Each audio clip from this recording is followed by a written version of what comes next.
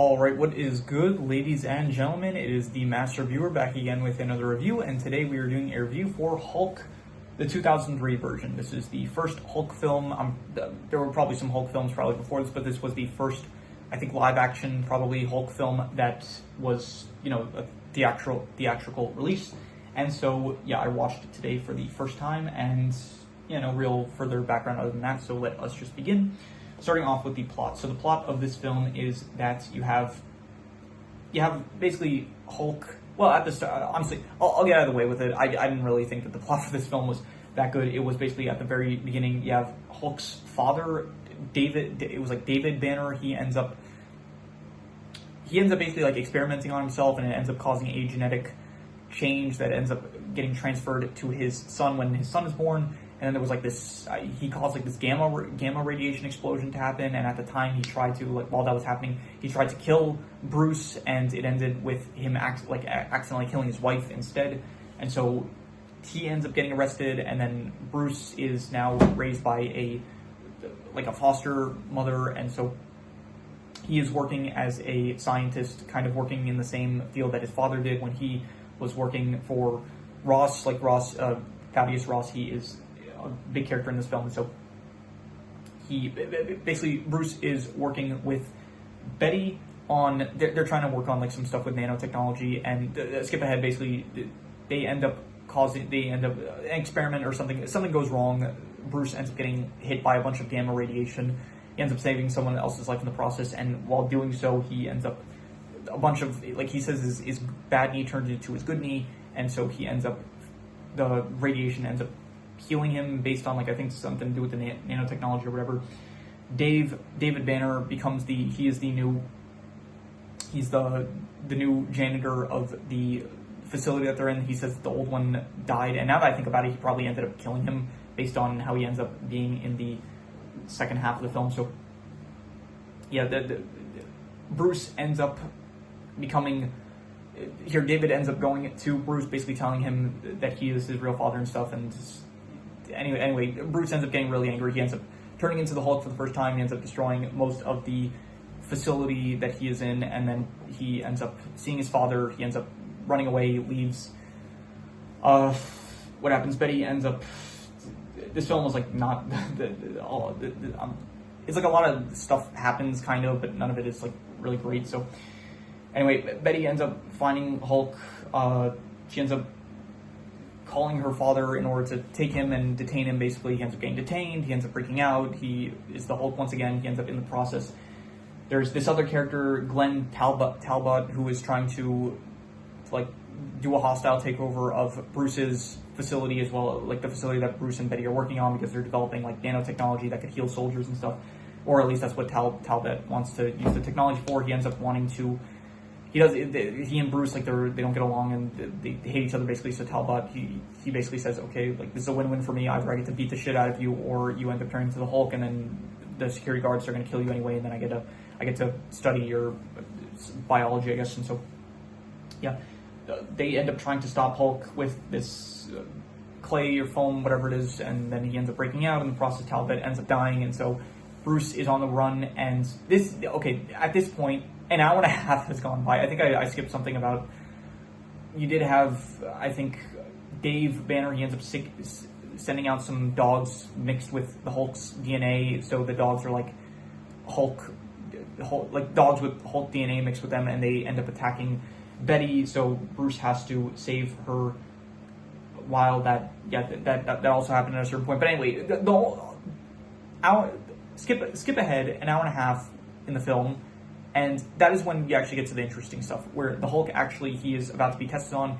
He ends up Bruce ends up turning into the Hulk. The Hulk ends up escaping from the containment facility, and then he's in the desert. They're in the desert. They're in some sort of military desert area, and this is when the film actually gets good, where you actually have the Hulk versus military members. It's he fights some choppers, he fights some tanks and stuff. It's there's some actual action going on. It's not in the pitch black. That's an issue with this film. When the first sequence where he actually turns into the Hulk, it's at night, so it's not the clearest and stuff.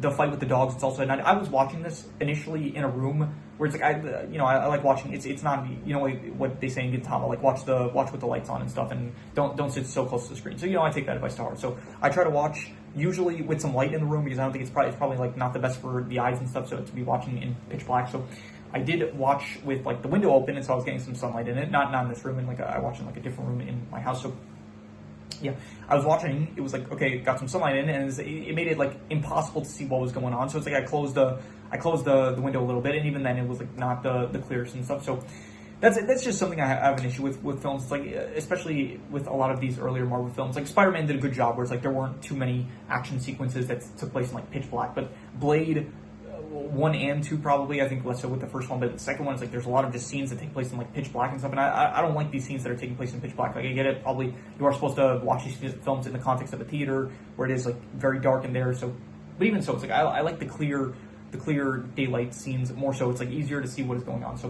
when you actually have the scene where Bruce is fighting against the military and stuff, that is like during daytime, which I do appreciate. And yeah, anyway, that happens.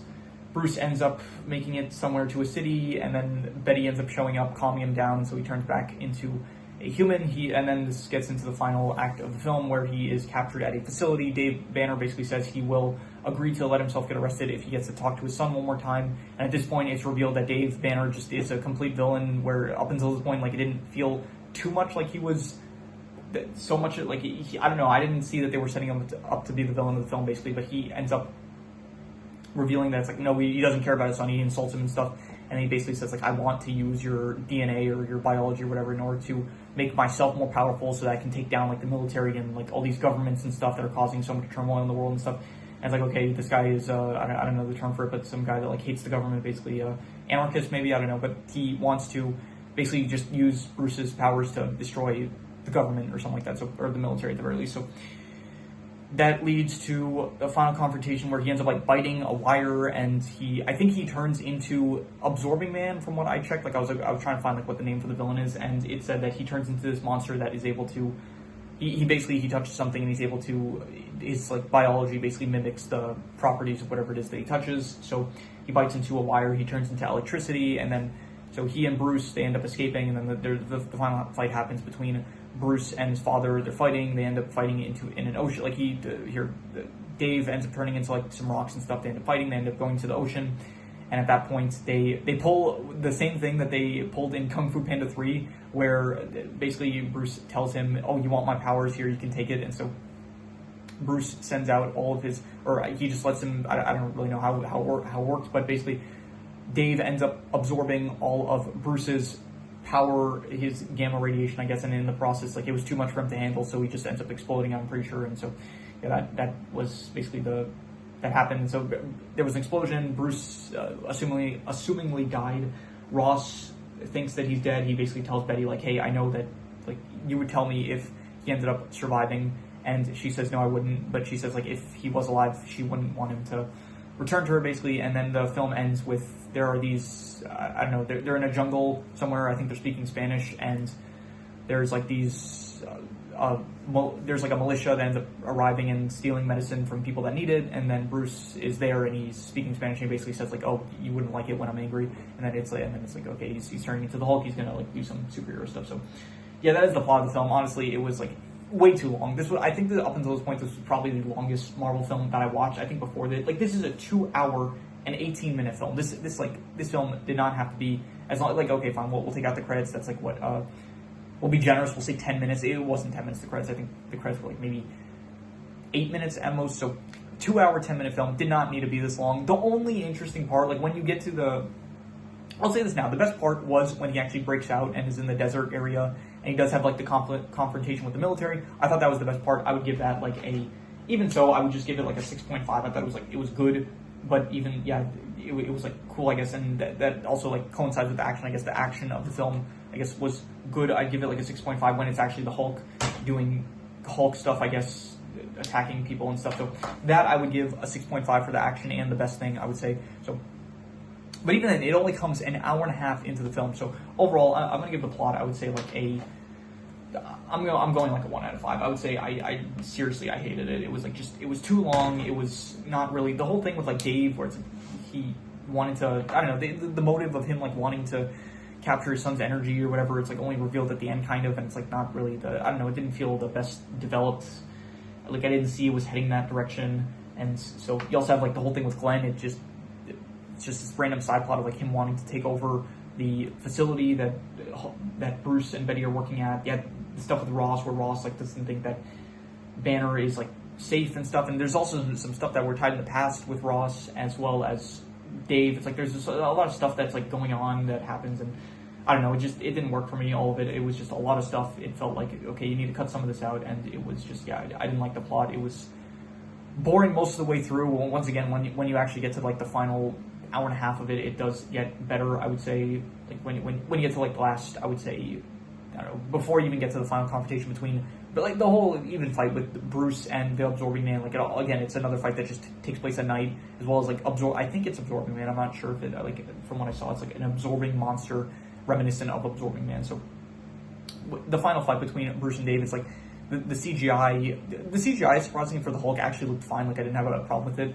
So yeah, that was all right. But then Absorbing Man didn't look great just because it was like just a bunch of rocks forming together, and then when they were in the water, it was like a bunch of water just like that had sort of a face that you can make out of it. So yeah, overall, I'm giving the plot a 1 out of 5. I hated it. I didn't really like it that much. So yeah, in terms of the characters, I didn't really like Bruce, to be honest. I think that the actor, I think he did like a fine job, not really the best, to be honest. But yeah, I think the actual Hulk character was all right. He didn't really talk for most of the film, which I guess probably helped him, I would say.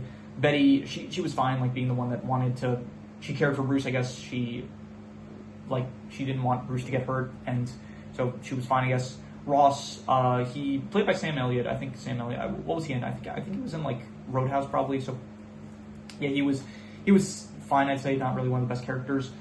Dave Banner, I did not like him. He was the villain of the film, just not great. The whole thing of like, oh, he won, I don't know, just his motives throughout the entire film, they just didn't feel great. Of like, okay, at the very start, it's like he's genetically altering himself, and then he's like, he tries to kill his son, and it's like he meets his son years later, and it's like he's now trying to manipulate him into helping him like get power in order to defeat the government for whatever reason. So I don't know, it felt stupid, and I didn't really like it that much. So yeah, besides him, Glenn Talbot, he was very one note, just wanted to study Bruce in order to make money off of him. That was like his whole character. And so yeah, honestly, not too many characters in this film, and I would say the characters that there were pretty, yeah, I didn't get the score sheet off of this. I'm gonna go really bad. I'm gonna say 3 out of 10, I would say. Yeah, really did not like the characters in this film, and yeah, 3 out of 10, I would say. So in terms of these settings, I did not really like most of the settings. Once again, it does take place very much in, like, it's very dark in a lot of the scenes, which I didn't care for. I did like, again, the desert setting. I thought that was the only nice setting that there was, really, the desert military setting. Even when they got to, like, the city area that Bruce is still fighting the military at, even that area didn't look great, I would say. So I would say probably just the best setting, I would say, is, like, the desert area. And for that, I'll go But all the other settings are like pretty bad, I would say, so I'll balance it out to like a 5 out of 10, I'll say.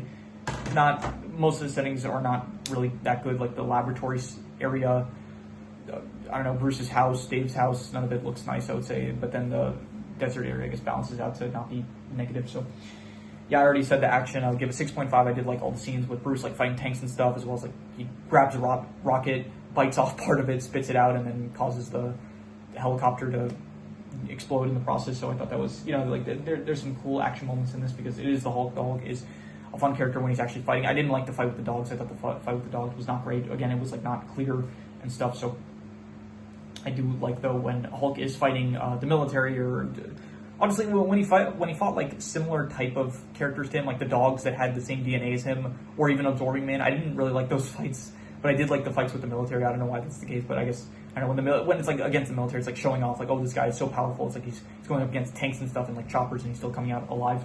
So I thought that was, those scenes were good. I liked those. So yeah, that action I would give a 6.5, as well as the best thing is the action, which I give a 6.5. In terms of the worst thing, I would say, I don't know, like the entire setup, like the first like hour and 30 minutes, as well as like the final sequence against him versus Absorbing Man, I didn't like either. So yeah, honestly, I don't know what the worst thing is, so I'm just going to reuse the score, which is the plot, which I would give a a 1 out of 5, I guess. So we'll just go with that for the worst thing, I guess. And yeah, any extra notes I have? The editing for this film, it's edited like a Nickelodeon movie. Like, there's so many cuts that just feel so unnecessary, and it just gets so tiring after the first like 5 minutes. So there's just way too much editing, and I did not like the editing at all for this film. Just it was very reminiscent. Like, I thought, like, okay, this feels like I'm watching Ace Ventura, Pet Detective Jr. And honestly, I would say that was probably a better film than this. I would say so. Yeah, I did mention it was too dark in a lot of scenes. There was one scene where it's like with Dave Banner where he does end up kind of like revealing that he doesn't care for Bruce and he just wants him for like his power and stuff. There's like a shouting sequence that Dave has in that scene, and I did like the shouting from Dave Banner in that one scene, so that was cool, I guess. And yeah, other than that, I mentioned also the Kung Fu Panda style ending where it's like Bruce just ended up giving Dave his powers, and so yeah. That is all the notes I have, so I'm going to do the calculations. So, King Crimson. Alright, so this ends up coming out to about a 4 out of 10, which would be bad, and I would have to go lower than that, honestly. I would have to give this, like... I think I gave Blade 2. I think Blade 2, as of the moment, that was the worst film that I ended up rating. I think I gave that, like, a 3 out of 10. I think I ended up giving it really bad, and I think I would have to probably give this around the same level, I think. Yeah, I'm going to give this another 3 out of 10, I would say. I thought that this film was really bad, I would say. And maybe if I like let it marinate, I could decide which one was worse. I think at the moment, probably Blade 2 is still worse because I think this film specifically had like a bit more redeeming qualities with like that one action sequence in the desert of Hulk versus the military and stuff. I think like, at least this film at that, Blade didn't really have... I don't know, anything good. Like, the best thing about the Blade 2, I thought was, what was it, the one scene that Blade is introduced to the Blood Pact and he, like, asserts his dominance. I think that was, like, the best thing I said about that film. So, yeah, overall, I would say that I'll give it, like, a 3 out of 10, I would say. I think really bad, and if I'll let my thoughts marinate on it, and then maybe it would get a bit better or a bit worse. But, yeah, at the moment, I'm just going to say, like, a 3 out of 10, I would say. Really bad. So... yeah, that is... honestly, I was kind of hoping, like, some of these earlier Marvel movies, like... but it's been a mixed bag. Like, there's been stuff like Blade, which I thought that I gave that's, like, the highest one so far. I gave, like, a 6.5. Original Spider-Man, that was, like, a 5.5. The X-Men movies so far, all of those have been positive. But, yeah, there are a bit more, like... I don't know, Howard the Duck, Hulk now, Daredevil 2003... was there something like Blade 2? Like, there are, like, definitely a lot of negative films in here, a bit more than I was kind of hoping for. Like, obviously, I'm hoping for all these films to be good, like at the very least positive scores, but there are just more than I was expecting. So yeah, hopefully, I don't know, the next film, I think it's like a Punisher film, hopefully that, you know, Punisher, I like the TV series, so hopefully that, as the next film, hopefully that'll be positive at the very least. But yeah, anyway, that is pretty much all there is to it. So if you have any recommendations, any shows, movies, video game stories, anime, manga, web series, anything that you want me to review, leave it in the comments and I will maybe possibly check it out. With that said, that is pretty much all there is to it, so let's leave it at that.